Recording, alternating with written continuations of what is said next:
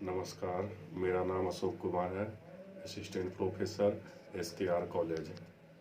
प्राचीन भारतीय इतिहास के स्रोत के इस अंतिम कड़ी में आज मैं विदेशियों के वृत्तांत का वर्णन करूंगा।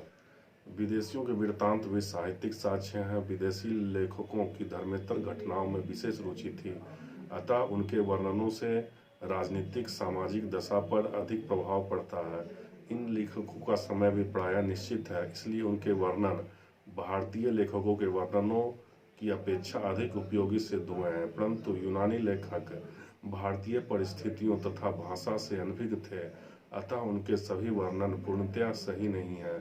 इसी प्रकार चीनी यात्रियों के वर्णन भी पूर्णतया ठीक नहीं है, क्योंकि वे प्रत्येक घटना का वर्णन बौद्ध दृष्टिकोण से करते थे। अल-बरूनी ने भी प्रायः उपलब्ध भारतीय इतिहास के आधार पर लिखा, अपने अनुभव के आधार पर नहीं। इन सब कमियों के बावजूद यदि हम अन्य साधनों से प्राप्त साक्ष्य से विदेशियों के वर्णन का मिलान करके उनका उपयोग करें तो वह प्राचीन भारत का इतिहास लिखने में बहुत सहायक हो सकता है। विदेशियों के वृत्तांतों का विवेचन हम 3 वर्गों में करेंगे: यूनान और रोमन के लेखक, दूसरा चीन के लेखक और तीसरा अरब के लेखक।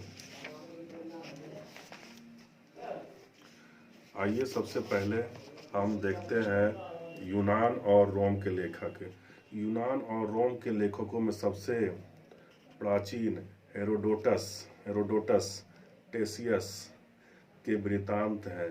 संभवतः ये दोनों लेखकों ने भारत के विषय पर अपना ज्ञान ईरान से प्राप्त किया था। हेरोडोटस के वर्णन में कुछ उपयोगी तथ्य मिलते हैं, किंतु उसमें भी अनेक कल्पित कहानियां हैं।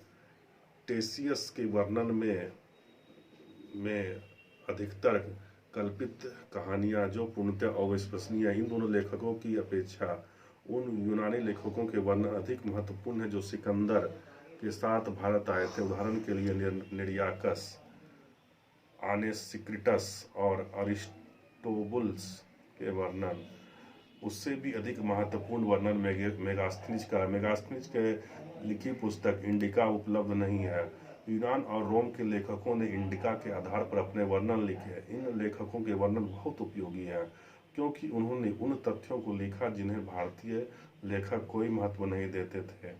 इनसे प्राचीन भारत का सामाजिक और राजनीतिक इतिहास लिखने में बहुत सहायता मिलती है। उदाहरण के लिए सिकंदर के आक्रमण की तिथि पर ही मौर्य शासकों की तिथियां निश्चित की गई है। इन लेखकों के वर्णन में भी कुछ कमियां हैं। वे भारतीय भाषाएं नहीं जानते थे और भारतीय संस्थाओं और रीति रिवाजों की उन्हें जानकारी नहीं थी। जो तथ्य उन्होंने अपने आंखों से देखे थे वे प्रायः पूर्णतया विश्वसनीय हैं, किंतु जो वर्णन उन्हें सुनी हुई बातों के आधार पर लिखा है या अनुमान से लिखा है वह विश्वसनीय नहीं है। जैसा मेगास्थनीज ने लिखा है कि भारत में दास प्रथा नहीं है या भारत में 7 जातियां हैं। हम अन्य साक्ष्यों के आधार पर यह निश्चय पूर्वक कह सकते हैं कि ये दोनों बातें ठीक नहीं है। इन लेखकों के वर्णन चंद्रगुप्त के समय की राजनीतिक घटनाओं से कम राजनीतिक या सामाजिक रीति रिवाजों और शासन प्रबंध पर अधिक प्रकाश डालते हैं। यूनानी लेखकों के ग्रंथों में पेरिप्लस ऑफ द एरिथियन सी का उल्लेख करना आवश्यक है। इस पुस्तक के यूनानी लेखक का नाम हमें ज्ञात नहीं है। उनके विषय में इतना पता है कि वह यूनान का रहने वाला था, किंतु मिस्र में जाकर रहने लगा। उसने 800 ईस्वी के लगभग भारतीय समुद्र तट की यात्रा की। उसने अपने वर्णन में भारतीय बंदरगाहों के नाम तथा इनसे आयात और निर्यात की जाने वाली वस्तुओं के नाम लिखे हैं। टॉलमी ने 2री सदी ईस्वी पूर्व में भारत का भौगोलिक वर्णन लिखा। उसने अन्य लेखकों के वर्णन के आधार पर अपना वर्णन लिखा, अतः उनके वर्णन में अनेक भूलें हैं, परंतु फिर भी उनके वर्णन से हमें अनेक महत्वपूर्ण बातें मालूम होती है। प्लिनी ने अपना वर्णन 1ली सदी ईस्वी पूर्व में लिखा। भारतीय पशुओं और पौधों और अन्य खनिजों के बारे में उनका वर्णन बहुत उपयोगी है। इन लेखकों को दूरस्थ देशों के विषय में जानकारी प्राप्त करने की जो लगन थी वह प्रशंसनीय है।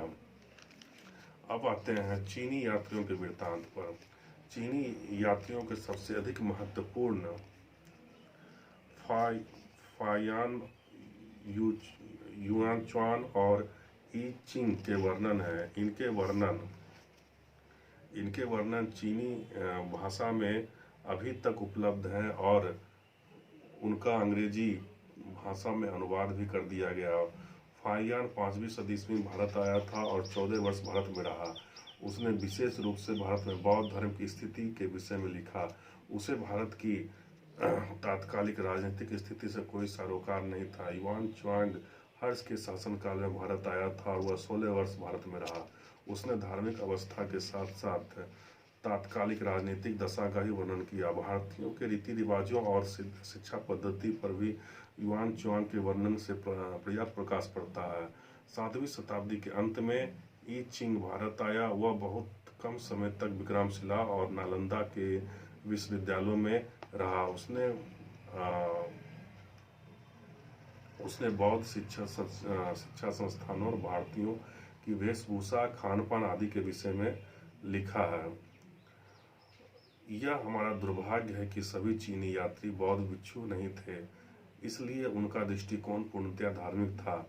फाहियान और ई चिंग ने तो धर्मेतर दशा का बहुत ही कम वर्णन किया है। उन्होंने अपने वर्णन में उन राजाओं का भी नाम लिखे हैं जो उस समय भारत में राज कर रहे थे। युआन च्वांग ने हर्ष, भास्कर वर्मन आदि के विषय में लिखा, परंतु इन सभी चीनी यात्रियों की बौद्ध धर्म में अटूट श्रद्धा थी, अतः वे निष्पक्ष रूप से भारत का वर्णन लिखने में सफल रहे। युआन च्वांग ने लिखा है कि हर्ष महायान बौद्ध धर्म का अनुयायी था और अन्य धर्मों का आदर नहीं करता था, परंतु अन्य साधनों से हमें ज्ञात होता है कि हर्ष ने बौद्ध की प्रतिमा के साथ साथ सूर्य और शिव की प्रतिमा का भी पूजन किया था। इस प्रकार भूल का मुख्य कारण यही था कि चीनी यात्री प्रत्येक बात को बौद्ध दृष्टिकोण से देखते थे और वे विशेष रूप से भारतीय बौद्धों के ही संपर्क में आए। अब आते हैं तीसरे अरब यात्रियों के वृत्तांत।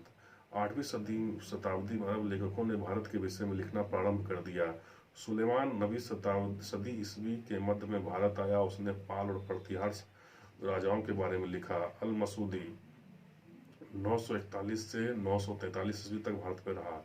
उसने राष्ट्रकूट राजाओं की महत्ता के विषय में लिखा, किंतु अरब लेखकों में सबसे प्रसिद्ध अबू रिहान है। उसका दूसरा नाम अल-बरूनी था। वह महमूद गजनवी का समकालीन था। उसने संस्कृत भाषा सीखी और भारत की सभ्यता और संस्कृति को पूर्ण रूप से जानने का प्रयत्न किया। उसने अपने ग्रंथ तहकीक उल हिंद में भारत का बहुत ही तर्कसंगत और पूर्ण वर्णन लिखा है। उनके वर्णन में धार्मिक पक्षपात बिल्कुल नहीं। उसने बड़े धैर्य से भारतीय समाज और संस्कृति को जानने का प्रयास किया, परंतु उसके वर्णन के दो प्रमुख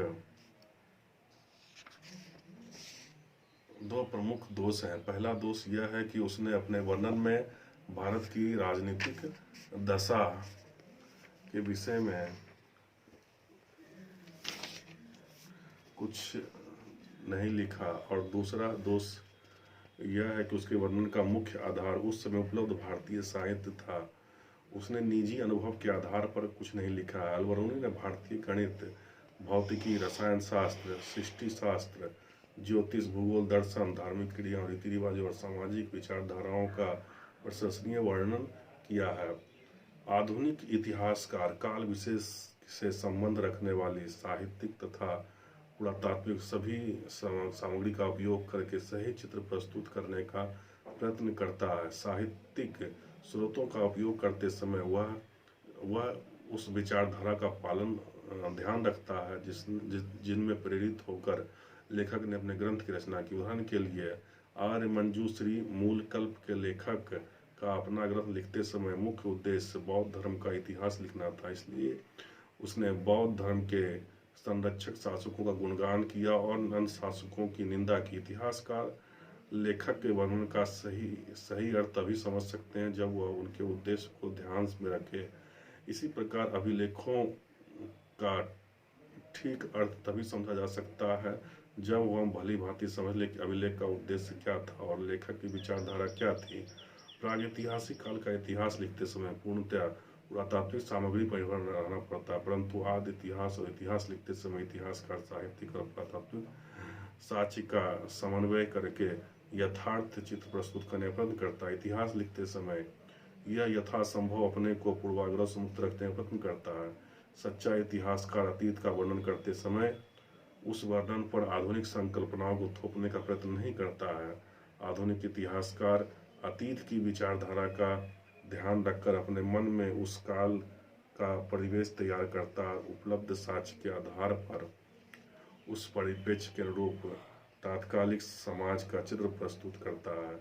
निपुण इतिहासकार को ऐसा सही चित्र प्रस्तुत करने के लिए सदैव बहुत सतर्क रहना पड़ता है, जिसमें उसकी व्यक्तिगत विचारधारा से यह चित्र दूषित ना हो जाए।